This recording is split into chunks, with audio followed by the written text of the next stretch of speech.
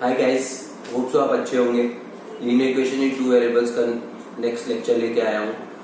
Word problem की continuations पे है और बहुत ही शानदार क्वेश्चंस कराऊंगा आज आपको। आज जितने भी वीडियोस डलेंगे आपको बहुत ही शानदार क्वेश्चंस होंगे। कॉन्सेप्ट अभी भी मुझे कवर करना है, एजिस कॉन्सेप्ट कवर करना है, मेंसुरेशन कॉन्सेप्ट कवर करना है, रेशियो प्रोपोर्शन कॉन्सेप्ट कवर करना है, time speed and distance cover करना है। आई थिंक आपको याद होगा जब मैंने इससे पहले जब वर्ड प्रॉब्लम की स्टार्टिंग की थी तो मैंने पूरा चार्ट बताया था कि कितने टाइप ऑफ क्वेश्चंस आपके सिलेबस में एप्लीकेबल है। तो उन सारे टाइप के क्वेश्चंस को अच्छे बेहतरीन क्वेश्चन मैं आपको कराऊंगा ताकि आपको इनसे डर ना लगे और आप इनसे फेमिलियर हो। तो आपको अगर कुछ भी हल्का सा भी ऊपर नीचे किया जाए तो if your concepts are good, I am pretty sure that you will be able to solve that problem. So guys, मैं एजिस के कॉन्सेप्ट पे लेके आया हूँ। बहुत ही शानदार कॉन्सेप्ट होता है। इसके क्वेश्चंस आपके एनसीईआरटी और सीबीएसई के हिसाब से बहुत टिपिकल क्वेश्चंस नहीं बनते हैं, लेकिन कॉम्पिटिशन्स में बहुत सारे क्वेश्चंस आते हैं इस टॉपिक्स पे। तो आप अगर अभी से इस टॉपिक को अच्छा कर लेंगे तो जब आप आफ्टर 1 और 2 ईयर जब आप कॉम्पिटिशन्स में बैठेंगे तो आपको वो कॉन्सेप्ट याद रहेगा, तो बहुत जल्दी आप चीजों को आगे कर पाएंगे। चलो गाइस, तो हम शुरू करते हैं। तो गाइस, सबसे पहले 3 ही चीज होती है हमारी लाइफ में, 3 ही चीजें, 3 ही वर्ड्स का बहुत इंपॉर्टेंस है, past, present and future. Right now we are in present. पीछे जाएंगे तो we will go to into past, and if I talk about the more after further year then it would be known as future. तो basically अगर आज हम बैठे हैं तो क्वेश्चंस कैसे आते हैं, दो पर्संस की एज कंपेयर की जाती है। नॉर्मली एजेस होती है फादर सन की, फादर डॉटर की, मदर सन की, मदर फादर की। There would be some person with whom we have to compare it, right. तो 2 पर्सन की एज कंपेयर की जाएगी। कॉन्सेप्ट बहुत छोटा सा है, हम प्रेजेंट एज मानेंगे। कुछ हम आज बैठे हैं तो आज की एज हम उनकी मान लेंगे एक्स एंड वाई। अगर 2 पर्सन है गाइस, अगर 2 पर्सन है, for example A and B 2 person है, तो अगर जब प्रेजेंट की बात करेंगे हम लोग तो प्रेजेंट की एज, एक की एज हम मान लेंगे एक्स एंड एक की एज मान लेंगे वाई, राइट।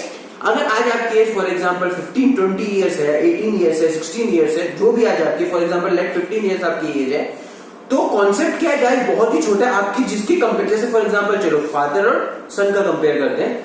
हम मानते हैं कि आपके फादर की एज 30 एज है और आपकी एज 15 एज है, 15 इयर्स है।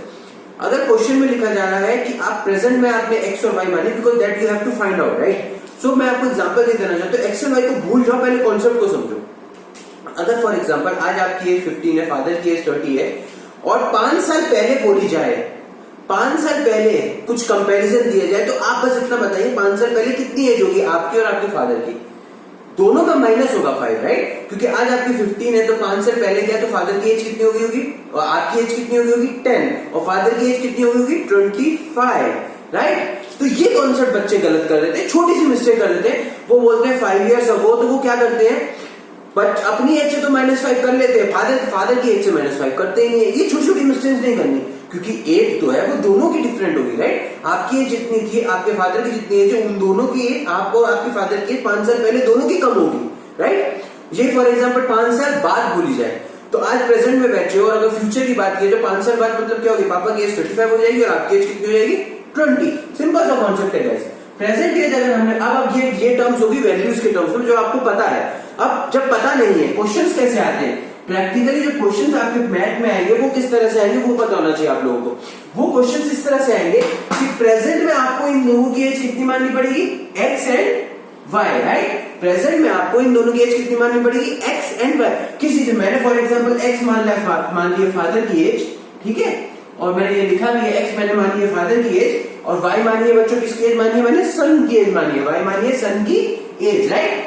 तो प्रेजेंट में जब इनकी इतनी एज है तो पास्ट 5 साल पहले की बात करी जाए, पीछे लिख दिया तो उसको नेगेटिव कर दिया मैंने, -5 की बात करी जाए, तो पास्ट में फादर की एज भी x -5 हो जाएगी और डॉटर की एज भी y -5 हो जाएगी, या सन की एज, जो भी मानिएगा, ठीक है।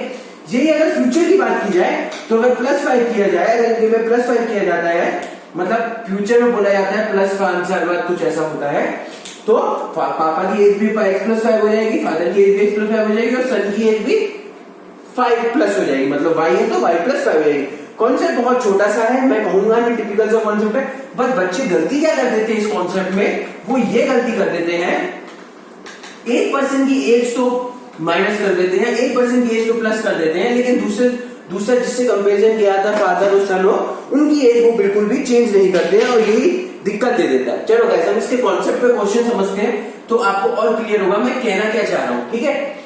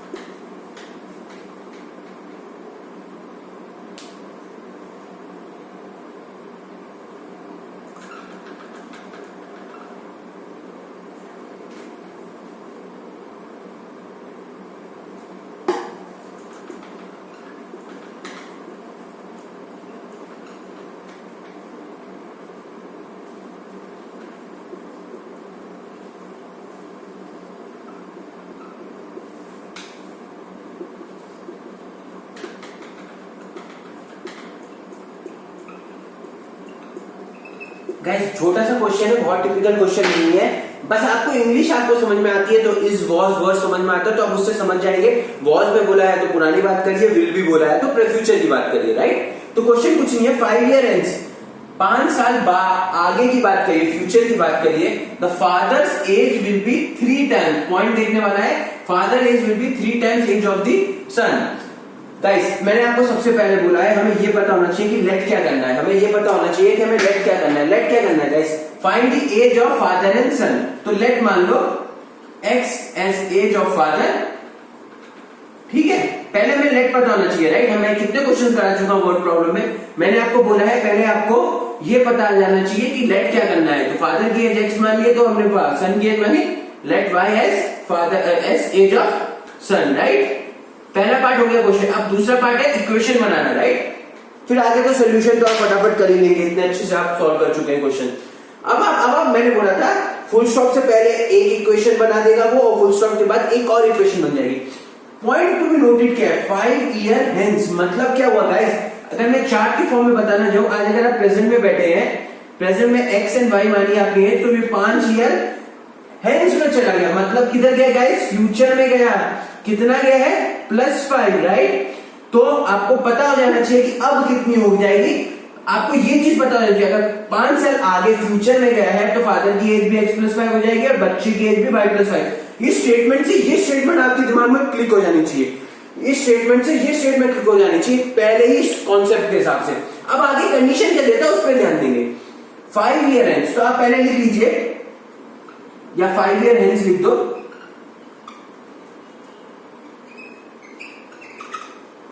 Hence, तो आपके में इस स्टेटमेंट से सबसे पहले आपका क्लियर हो जाना चाहिए फादर एज कितनी हो जाएगी, फादर एज कितनी हो जाएगी, x+5 एंड सन एज कितनी हो जाएगी, सन एज कितनी हो जाएगी, y+5, राइट। कोई शक बिल्कुल नहीं होना चाहिए। अब आगे कॉन्सेप्ट देखते हैं, father age will be 3 times of age of son. Future में जो एज हो चुकी है उस पे, प्रेजेंट पे नहीं। ये और बच्चे गलती करते हैं, फादर्स एज 5 साल बाद जो हुई है, 5 साल बाद अब कितनी होगी, x+5, ना कि x के साथ नहीं करना है खेल। अब आप 5 साल आगे की चीजों से ही खेल करेंगे, उन्हीं के साथ भी हम गेम खेलेंगे। Father age will be 3 times age of the son. Father age कितनी है, x+5, और सन एज कितनी होगी, y+5। तो गाइस इक्वेशन क्या बनेगी, इस मैंने आपको तब भी बोला था विल बी, अगर आप इस बैठे तो प्रेजेंट में इस, फ्यूचर में गए विल बी, पास्ट में गए तो वॉज। तो ये इसका मतलब क्या कह रहा है वो, इक्वल टू, राइट। हमारी मैथमेटिकल भाषा में मतलब इक्वल टू है, equal to 3 times of age of son. Age of the son क्या हो गई है, y+y। ये बन गया आपकी इक्वेशन नंबर 1। इसको सॉल्व कर लीजिए, ठीक है, कर लीजिए। x+5 3y+15, x - 3y 15 - 5, x - 3y 10। ये बन गई गाइस इक्वेशन नंबर 1। कोई शक बिल्कुल नहीं होना चाहिए। अब नेक्स्ट पार्ट होगा इस पार्ट का, नेक्स्ट पार्ट देखते हैं।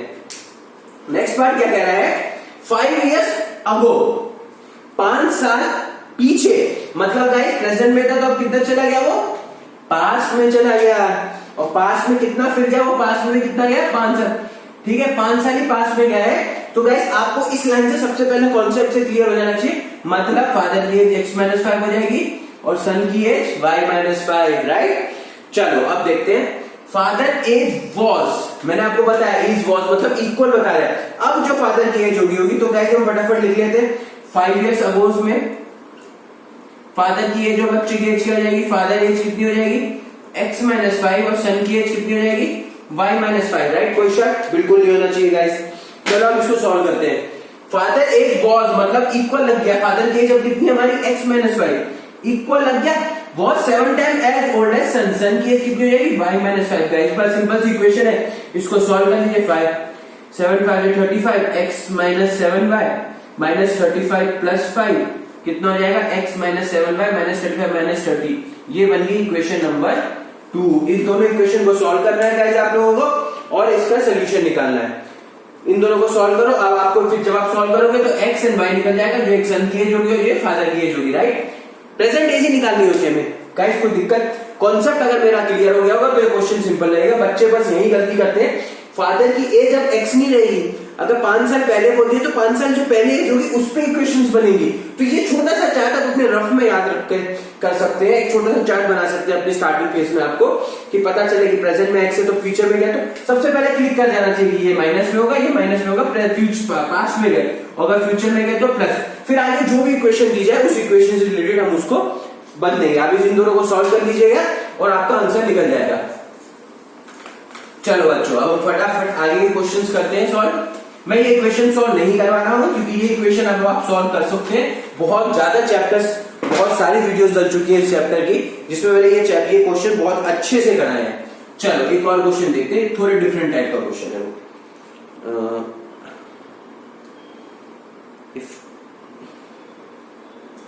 if twice son's age in years, if twice son's age in year and is added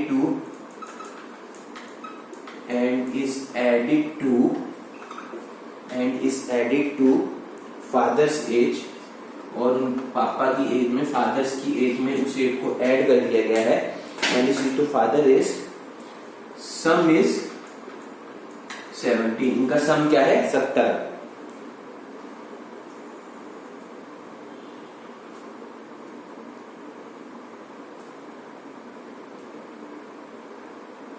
आगे son's age twice of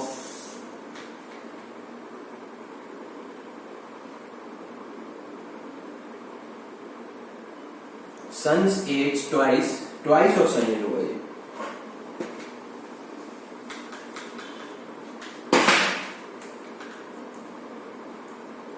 twice of son's age is added to father's age, twice of son's age is added to father age, sum is 95,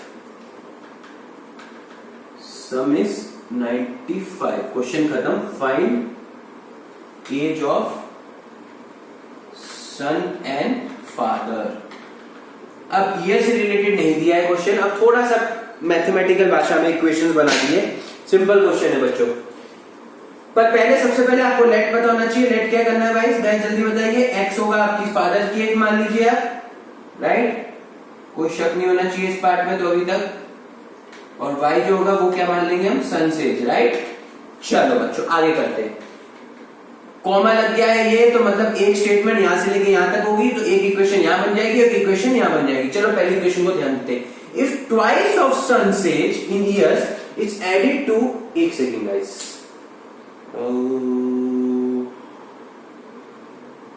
equation में थोड़ा सा गलत लिखा है, twice of father's age. Question में यहां father सही आएगा, twice of father is added to son's age. ठीक है, अब ठीक है, क्वेश्चन चेंज कर दिया, थोड़ा सा चेंज करा है मैंने आपके लिए ताकि आपको सहूलियत मिले इस क्वेश्चन में। ठीक है बच्चों, चलो हम करते हैं, फटाफट करते हैं।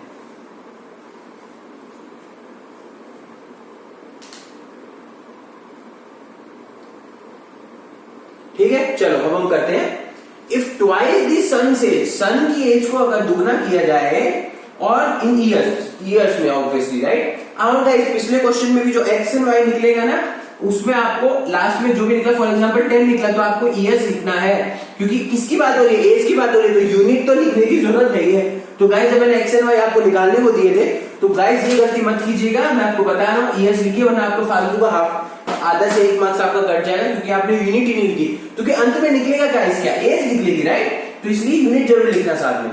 चलो क्वेश्चन पढ़ते हैं। If twice the son's age in years is added to father age, मतलब क्या है, फादर की एज में दुगनी और सन एज अगर ऐड की जाए तो उनका जो सम है वो क्या है, 70। Twice of what, son's age, हमने y मानी है, तो अब क्या हो जाएगी 2y। तो उससे क्या बोला है, x मतलब फादर, और जब सन की दुगनी एज जब सम की जाए तो उनका सम क्या होगा गाइस, 70। सिंपल, बहुत ही सिंपल क्वेश्चन था। मैंने इसलिए कराया आपको क्योंकि आप इस तरह की फॉर्म में सोचे कि मैंने तो आपको बताया कॉन्सेप्ट 5 साल पहले, 7 साल पहले, आगे फ्यूचर, उसी तरह के क्वेश्चन नहीं आते, कभी कभी इस तरह के क्वेश्चन भी आ जाते हैं। अब आगे नेक्स्ट क्या बोला है, twice of father's age is added to son's age. अब फादर की एज का दुगना, फादर की एज का दुगना जब ऐड किया जाए तो सम कितना बनता है बच्चों 95। अब बस इक्वेशन 1 इक्वेशन 2, आप चाहे तो इसको किसी से भी सॉल्व कर सकते हैं। अगर आपको एलिमिनेशन से करना है तो आप इसको इसमें से क्या कर दीजिए 2 का मल्टीप्लाई कर दीजिए। चलो मैं इस क्वेश्चन को आपको लिए फटाफट सॉल्व कर ही देता हूं। तो ये बन गई 2x plus 4y equal to 140 और ये बनी 2x plus y equal to 95, right. Minus minus कर लेता हूं, मैं बता चुका हूं क्यों करना है। तो ये बन गया 3y और जब इससे माइनस करूंगा तो क्या होगा 5 10 3 जब करूंगा तो 45। तो y कितना निकला 3 15 सन की एज कितनी निकली 15 इयर्स गाइस। सन की एज कितनी निकली 15 इयर्स। अब आपको अगर फादर की एज निकालनी है तो कोई भी इक्वेशन ले लीजिए। चलो ये इक्वेशन ले लेता हूं 2x प्लस 15 इक्वल टू 95। तो 2x हुआ 95 को 15 माइनस करेंगे कितना होता है वो 80। 2x कितना निकला 80 तो x कितना निकला 40 इयर्स। तो फादर की एज थी 40 और सन की एज थी 15 इयर्स। कोई शक गाइस? कुछ शक नहीं होना चाहिए, आप इसको वेरीफाई भी कर सकते हैं। चलो मैं इस इक्वेशन भी वेरीफाई करता हूं 40, ठीक है, दुगनी कितनी ये 15 है 20 40 प्लस 30 कितना होता है 70। हमारा क्वेश्चन सही निकला है क्योंकि इनका एज का जो सम संबंध आना चाहिए। गाइस कोई दिक्कत इस तरह की फॉर्म में भी आ जाते हैं कि वो इक्वेशन की फॉर्म में आ जाते हैं। आपने गाइस अब इतना मान लिया, आपको ये पता चल गया कि प्रेजेंट में उसकी एज कितनी है, उसके बाद तो वो घुमाएगा आपको जो जिस फ्रेम में बात कर रहे हैं उस फ्रेम में उसकी एज आपको पता होना चाहिए। अगर पीछे चला गया तो उस फ्रेम में x माइनस 5 y माइनस 5, आगे चला गया तो उतनी ईयर्स की 5x प्लस 5, अगर प्रेजेंट में बैठा है तो x एंड y। तो बस इस तरह से आपको वो घुमाएगा। गाइस बहुत ही सिंपल क्वेश्चन होते हैं, मैं नहीं चाहता आप इसमें छोटी सी भी गलती करें। बस आपको ये याद रखना है आप किस फ्रेम में हो। फ्रेम इन द सेंस कि प्रेजेंट में वो पास्ट में बात कर रहा है, फ्यूचर में ही बात कर रहा है, वो वहां पहुंच गया क्वेश्चन वहीं का वहीं हो जाएगा। ठीक है, चलो एक क्वेश्चन और फटाफट करा देता हूं, है इसी तरह का form. I am 3 time as old as son. मैं अपने बेटे से 3 गुना बड़ा हूं जितने सन की एज है 5 इयर्स लेटर। ठीक है, बस ये पॉइंट खत्म, एक पॉइंट खत्म हो चुका है। अब गाइस अब आपको मैं थोड़ा सा बाद में बताऊंगा कॉन्सेप्ट, लेकिन इसमें हमने कंपेयर किया, पता है आपको, प्रेजेंट और पास्ट से कंपेयर किया। पहले वाले क्वेश्चन में क्या होता था, पास्ट और फ्यूचर से कंपेयर हो रहा था। सेकंड वाले क्वेश्चन में सिर्फ प्रेजेंट में ही था वो, अब कंपेयर कर रहा है प्रेजेंट और पास्ट से। तो इस तरह के क्वेश्चन, फ्रेम आपको जो वर्ड बोलना उसमें एम्फसाइज कीजिए। जब मैं करता था इन क्वेश्चन में बहुत डिफिकल्टी होती थी, मैं फ्रेम डिसाइड नहीं कर पाता था। ठीक है, 5 years ago father was नहीं, I shall be, sorry, 5 years later, guys later में गया मतलब फ्यूचर में गया है, मतलब प्रेजेंट एंड फ्यूचर की बात कर रहा है। मुझे लगा वो पास्ट की बात कर रहा है, नहीं लेटर बोल रहा है उसने, मतलब प्रेजेंट एंड फ्यूचर का कंपैरिजन है, फ्रेम चेंज हो चुका है। 5 years later I shall be 2.5 times of sun's age. Times of sun's age, right? Find age of father, find age of mine and son.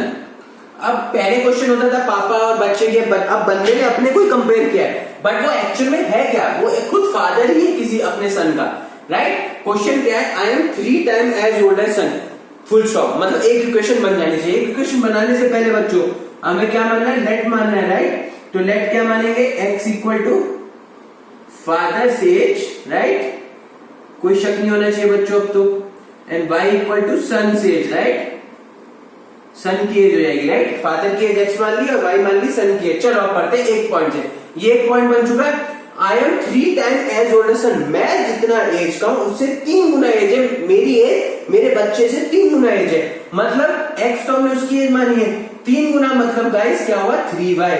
हमने यहाँ प्लस माइनस कुछ क्यों नहीं किया, क्योंकि हम किस फ्रेम में थे, यहाँ तक प्रेजेंट के फ्रेम में थे। अगर मैं अपनी इक्वेशन की बात करूं, मैंने यहाँ बताया था, तो हम किस फ्रेम में, अभी प्रेजेंट की फ्रेम में है। प्रेजेंट की फ्रेम में हम कुछ नहीं करते हैं, ना किसी चीज से घटाते हैं ना किसी चीज से बढ़ाते हैं। अब देखते 5 years later, what does this mean guys? मतलब 5 साल बाद, मतलब गाइस हम फ्यूचर में चले गए हैं। फ्यूचर में कितना +5 करवा रहा है वो। I shall be 2.5।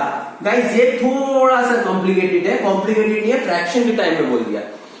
2.5 times of son's age. Guys सबसे पहले तो आपके दिमाग में ये क्लिक हो जानी चाहिए, 5 ईयर लेटर, जब आप 5 साल आगे की बात करेंगे तो फादर की एज कितनी हो जाएगी, x+5 एंड सन की एज कितनी हो जाएगी, y+y। गाइस ये गाइस तो आपको क्लिक हो जाना चाहिए किस फ्रेम में आ गया हम। अब आई शेल बी, मैं मतलब x+5 not y, x+5 2.5 guys, कुछ नहीं, 2 1/2 राइट। ये फ्रैक्शन की फॉर्म में है, 2 1/2 राइट। और आपको पता है इसको इस तरह के फ्रैक्शंस कैसे सॉल्व करते हैं, नीचे को मल्टीप्लाई करते हैं और उस डिजिट से ऊपर वाले को प्लस करते हैं। मतलब 2 × 2 + 1, ये होगा इसका फ्रैक्शन, समझे। 2 × 2 + 1, ये होगा इसका फ्रैक्शन। गाइस क्या होगा, 5/2। कोई शक? गाइस अगर आप इसको फिर से मल्टीप्लाई करेंगे तो गाइस तो भी वही आएगा 2.5। 2.5 इज नथिंग, 2 1/5। समझे कैसे सॉल्व करते हैं। डिनोमिनेटर से इस डिसिमल को मल्टीप्लाई करते हैं और ऊपर वाले को प्लस करते हैं और नीचे वाला तो ऐसे ही रहता है, डिनोमिनेटर ऐसे ही रहता है। तो x+5 is 2.5 times of son's age. बस इसमें ये था, आपको मुझे ये कॉन्सेप्ट भी बताना था कि फ्रैक्शन की फॉर्म में भी कभी कभार आता है 2 टाइम 3 टाइम 4 टाइम की जगह कभी कभार लोग फ्रैक्शन की फॉर्म में भी डाल देते हैं। गाइस कुछ नहीं करना, मैं आपको बता चुका हूं। ये क्या होगा, 5/2 y+5, इसको उधर लेके जाए, पूरे का 2 से मल्टीप्लाई कर देंगे राइट, और इसका पूरा 5 से मल्टीप्लाई कर देंगे। ठीक है, मैं आपके लिए इक्वेशन सॉल्व नहीं करके दूंगा, बट 1 और 2 इक्वेशन बना के दे दूंगा। तो ये बन गया 2x + 10 5y + 25 राइट। तो हम इसको जब इधर लेके जाएंगे तो 2x - 5y और 25 - 10 जो होगा 15, इक्वेशन नंबर 2। चलो इन दोनों इक्वेशन को सॉल्व करोगे और x and y निकल जाएगा। गाइस कॉन्सेप्ट बहुत ही सिंपल था। इसमें किस फ्रेम में बात करी, प्रेजेंट एंड फ्यूचर की फ्रेम में। पहला क्वेश्चन में फ्यूचर एंड पास्ट की फ्रेम की बात हुई थी, सेकंड क्वेश्चन में प्रेजेंट की बात थी, इसलिए मैंने हर फ्रेम का क्वेश्चन करा दिया आपको। फ्रेम डिसाइड हो गया, क्वेश्चन खत्म हो जाता है। अब आपको x and y निकालना हो गाइस, यूनिट जरूर लिखिएगा। I repeat my statement, unit जरूर लिखिएगा। ठीक है बच्चों, चलो गाइस हम आगे फटाफट राजधानी एक्सप्रेस की स्पीड से फटाफट आगे अच्छे अच्छे क्वेश्चंस कवर करने हैं। अब मैं जो कॉन्सेप्ट आपको कराने वाला हूं वो कॉन्सेप्ट होगा मनी पे, कॉन्सेप्ट पे क्वेश्चन पे आते हैं। ठीक है, ये बहुत शानदार क्वेश्चन है, कॉम्पिटिशन्स में भी आता है। चलो अब हम इस कॉन्सेप्ट को समझने की कोशिश करते हैं। चलो, a man has only 20 paisa coin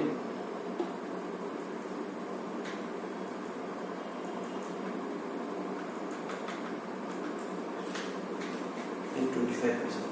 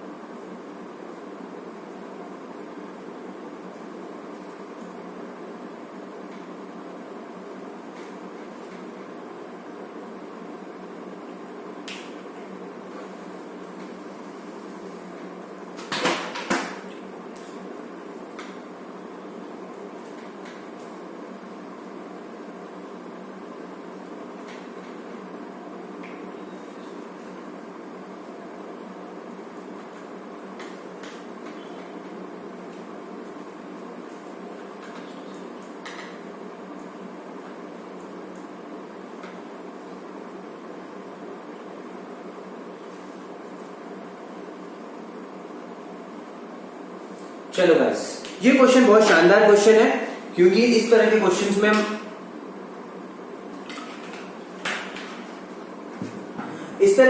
हम क्या करते हैं, बच्चे कंफ्यूज हो जाते हैं। मैंने बोला था फुल स्टॉप से पहले की क्वेश्चन बन जाएंगे, फुल स्टॉप के बाद बन जाएंगे। ये गाइस मिसलेनियस टाइप में आप डाल सकते हैं, जिसमें कॉन्सेप्ट गाइस बहुत ही छोटा सा होता है। अब आप एक छोटा सा सोचिए, एक मैन हैज ओनली 20 पैसा कॉइन है, 25 पैसा कॉइन। एक बंदा है उसके पास 20 पैसे के कॉइन है। तो आप मैं आपको अभी इसको एग्जांपल देता हूँ, समझिए। ये एक पर्स है, राइट। डायग्राम में मत जाइएगा, मेरे डायग्राम क्या कहते हैं, ड्राइंग बहुत ही ज्यादा खराब है, बस कॉन्सेप्ट समझिए। फॉर एग्जांपल आप लेट मान लीजिए प्लीज कि ये एक पर्स है, राइट। तो एक पर्स में किसी बच्चे के पास 20 पैसा कॉइन है। कितने पैसा कॉइन है? 20 पैसे के कॉइन्स है, ठीक है, और 25 पैसा के कॉइन्स है, राइट। गाइस इस तरह के क्वेश्चन भी आते हैं आपके पेपर में, तो आप इस तरह के कॉन्सेप्ट समझिए। ए मैन हैज ओनली 20 पैसा कॉइन है, 25 पैसा कॉइन इन कॉइन, मतलब एक पर्स है। आप पर्स तो आप पूरे वाकिफ होंगे, you would be aware about what the exactly purse is known है। तो पर्स में 20 पैसा कॉइन है और एक 25 पैसा कॉइन है। अब हाउ मेनी कॉइन्स, अब आप पहले लेट देखिए कितने कॉइन ईच टाइप के हैं। तो हमें लेट आपको समझ में आना चाहिए कि लेट क्या करना है। लेट हमें गाइस क्या करना है? लेट हमें करना है, लेट 20 पैसा कॉइन कितने हो जाए? x हो जाए, और 25 पैसा कॉइन कितने? Number of, right, number. Statement replace करनी पड़ेगी। लेट नंबर ऑफ 20 पैसा कॉइन, हम लेट मान लेते हैं, हमें नहीं पता कितने हैं, राइट। तो जब हमें पता नहीं है तो हम उसको एक्स एंड वाई की मानेंगे, राइट। और 25 पैसा कॉइन वाई। ये गाइस इसका मतलब ये होता है कि जो स्टेटमेंट ऊपर लिखी है वही नीचे लिख रहा हूं मैं। आप पेपर में नहीं करेंगे ऐसा, पेपर में आप पूरा लिखेंगे। मैं आपको कॉन्सेप्ट समझाना है मुझे, ठीक है। तो पहले तो लेट मान लिया। अब आप देखिए उसने बोला if he has 50 coins in all. पहली स्टेटमेंट तो गाइस यही खत्म हो गई कि पहली स्टेटमेंट हमें क्या बता रही है कि उस पर्स में 20 पैसे और 25 पैसे के कितने भी कॉइन है उनका सम कितना है? 50। मतलब इन शॉर्ट कहने का मतलब कि पर्स में 50 कॉइन ही है। उनको ये नहीं पता है कि 20 पैसे के कितने और 25 पैसे के कितने। आई रिपीट माय स्टेटमेंट, पहली क्वेश्चन तो बन गई है गाइस। क्यों? पहली क्वेश्चन नंबर ऑफ कॉइन्स की बेसिस पे बनी, क्योंकि उसने एक हमें क्या इंफॉर्मेशन दी हमें वो देखना है। उसने एक इंफॉर्मेशन हमें दी है कि एक पर्स में 50 कॉइन है, उन्हें ये पता है, और उन्हें ये पता है कि 20 पैसे की कॉइन है, 25 पैसे की कॉइन है। इतनी सी स्टेटमेंट पता है। कितने कॉइन है 20 के, कितने कॉइन है 25 के, वो नहीं पता है। तो पहली स्टेटमेंट तो गाइस क्लियर हो जानी चाहिए। If he has 50 coins in all total, number of coins हमने 20 और 25 माना, राइट। तो पहली क्वेश्चन क्या बन जाएगी? x plus y equal to 50। Guys कोई शायद बच्चे इस पे कंफ्यूज होते हैं, कॉन्सेप्ट समझिए। 20 पैसे और 25 पैसे के कॉइन है, टोटल कितने कॉइन बोले? 50। तो इतना तो पता चल जाएगा आपको कि हमेशा फॉर एग्जांपल x आपके 30 होंगे तो y कितना होगा? 20। तो 50, दोनों का कॉम्बिनेशन हमेशा 50 होगा। 50 से ज्यादा कॉइन हो ही नहीं सकते। और ये और बता दें कि दो तरह के कॉइन होंगे। तो पहली क्वेश्चन तो गाइस क्लियर हो जानी चाहिए बच्चों को। अब दूसरी क्वेश्चन है, एक दूसरी क्वेश्चन ये बोली है कि इन कॉइन्स का जब सम किया जाता है तो 11.25 रुपीज है। मतलब सेकेंड स्टेटमेंट और दे दी हमें कि इस पर्स में 11.25 ही रुपीज है। मतलब इस पर्स में 11 रुपीज 25 पैसे ही है।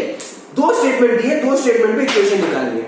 समझे गाइस? तो हमें क्या क्या स्टेटमेंट में दिया था? पहले बोला 20 और 25 पैसे के कॉइन्स ही है इस पर्स में, ठीक है। ये तो एक छोटी स्टेटमेंट। पहला स्टेटमेंट जो एक्चुअल में थी वो ये था कि इससे 50 कॉइन ही है इनके। और दूसरी स्टेटमेंट क्या दे दी है कि इन जब कॉइन से जो पैसे हैं टोटल पर्स में सिर्फ 11 रुपए 25 पैसे, 11 रुपए 25 पैसे है। तो अब हमें पहली स्टेटमेंट तो क्लियर होगी, दूसरी स्टेटमेंट 11 रुपए 25 फॉर्म में बनानी पड़ेगी। गाइस अब देखिए मैंने पेंसिल का एग्जांपल भी दिया था, सब दिया था। एट द एंड क्या है? Number of item into cost of one item. मतलब जितने 25 पैसे और 20 पैसे के कॉइन होंगे उसका 20 से डिवाइड होगा। फॉर एग्जांपल मान के चलो 15 कॉइन है, 15 कॉइन है 20 पैसे के, तो उनका जो टोटल कितने रुपीस के कॉइन है वो कैसे होगा? 15 इंटू 20, राइट। चलो इसको छोड़ के मैं छोटा सा एग्जांपल देता हूं। अगर आपको बोला जाए 5 रुपए के आपके पास 3 कॉइन है तो कितने रुपए की क्वांटिटी, कितने रुपए है आपके पास? 15 रुपए, राइट। क्यों? आपने क्या किया? 5 रुपए के कॉइन को कितने से मल्टीप्लाई किया? 3, number of items, right. Cost एक कॉइन की क्या कॉस्ट है? 5 रुपए। और कितने कॉइन है? 3 कॉइन है। तो 3 आपने क्या किया? मल्टीप्लाई किया, राइट। तो 15 रुपए टोटल है। यही कॉन्सेप्ट होगा उसमें। तो ऐसे ही 25 पैसे के कॉइन होंगे तो जितने क्वांटिटीज होगी उसका 25 से मल्टीप्लाई होगा। ऐसी 20 की कितनी क्वांटिटीज होगी उसका मल्टीप्लाई होकर एक्चुअल में टोटल रुपीस कितने बनेंगे? 11.25। लेकिन गाइस एक चीज देखने वाली है, ये पैसों की फॉर्म में बात कर रहा है और ये रुपीस की फॉर्म में बात कर रहा है। और मेंसुरेशन और सबका एक हार्ड एंड बहुत ही इंपॉर्टेंट रूल है, इक्वेशन हमेशा left hand side and right hand side एक तरह की क्वांटिटी की बननी चाहिए। इधर आप पैसे की बात कर रहे हैं, इधर आप रुपीस की बात कर रहे हैं, तो आपको इस रुपीस को भी पैसे में कन्वर्ट करना पड़ेगा। अब आप एक बात बताइए, 1 रुपए में कितने पैसे होते हैं? 60 पैसे होते हैं। सॉरी गाइस, 1 रुपीस में कितने पैसे होते हैं गाइस? बहुत ही गलत कॉन्सेप्ट मैंने बता दिया आप लोगों को। 1 रुपए में 100 पैसे होते हैं, राइट? सॉरी गाइस, तो 1 रुपए में 100 पैसे होते हैं, राइट? तो कितने रुपीस दिए? ऐसे अगर 5 रुपए होंगे तो 5 रुपए में कितने होंगे? 5 into 100, राइट? मतलब 500 पैसे, राइट? है ना? तो ऐसे 11.25 रुपीस में कितने पैसे होंगे? 11.25 into 100, जिसको यहां से अगर आप काट देंगे तो कितना बनेगा? 1125 पैसे होंगे।